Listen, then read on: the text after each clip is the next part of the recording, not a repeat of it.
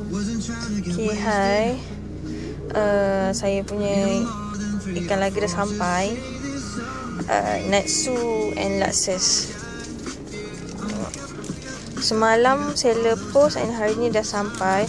So far, I very like it. Pakai this courier Apex Express. And seller pun wrap a very good way. Dekat dalam ni ada berlapis-lapis. Lepas tu sebenarnya ada banyak lagi kertas dalam ni, saya dah buang.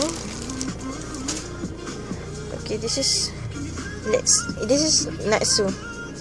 Okay, kat dalam ni macam korang tak nampak sangat kan, sebab dia pun dalam ni kecil. Tak boleh nak idea warna biru, so nampak natsu macam warna biru. Actually natsu warna putih. This is luxes. Luxes actually blue and yellow, tapi dalam ni macam tak nampak sangat. Macam tu. Sekejap saya try buka. Excited sangat. Tadi buka, sebenarnya dekat office diorang nak tengok postage ikan macam mana. Nanti saya akan, lepas ni saya akan attach sekali lah.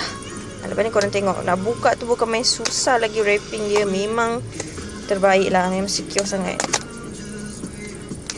Memang macam susah je nak buka ni. Okay, dah buka. Okay, here I am. Show you chef honey. Okay, this is, oh kesian dia sejuk dalam office. Okay, this is luxes. Cantik kan? Hi luxes, this is mommy. Okay, and now another one. Okay, this is my first time purchase a live animal online. Okay, so I'm very excited. Okay, this is very exciting. Look at it. Cantik gila kan?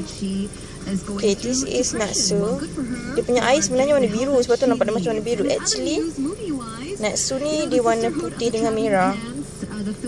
Nampak tak? Okay, dia pun macam takut-takut sebab dia baru keluarkan tadi gelap. Okay, nanti kat rumah dah masuk bekas. I akan ambil gambar lagi lah untuk you all tengok. Pun nampak sikit kecantikan dia ni. Dia nyorok-nyorok dah macam takut dah. Okay, bye. Sekejap lagi pula sambung.